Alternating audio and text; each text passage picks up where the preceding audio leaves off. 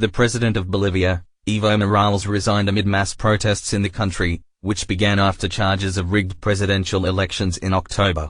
A few hours before the announcement of the resignation of Morales, the commander of the armed forces of Bolivia, Williams Kaliman, said that the rejection of the Morales government will exit the political crisis in the country.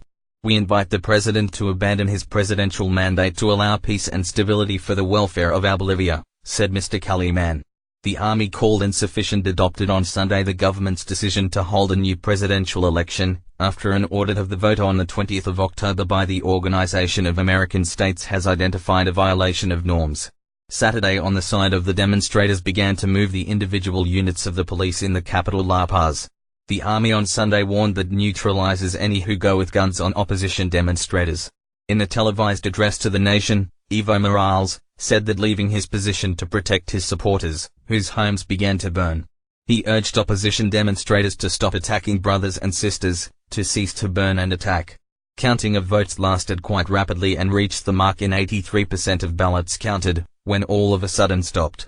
At that time it was believed that the country will face a second round of elections, which will compete with Evo Morales, the leader of the liberal opposition, historian and former President Carlos Mesa. The next day, the vote counting has resumed at 95% of the ballots counted, and it became clear that the second round will not be. Evo Morales received 47% of votes, ahead of Carlos the Mas in more than 10% of the vote. According to Bolivian law, separation in 10% of the vote was enough to declare the winner of the election. However, Evo Morales did not agree to this and urged to take to the streets of his supporters with the miners' unions and indigenous peoples, who constitute the majority of the population of this country in the heart of South America. The OASH report, released on Sunday, found that there had been interference in the computer system counting the votes in the elections of the 20th of October and falsified signatures in the electoral commissions.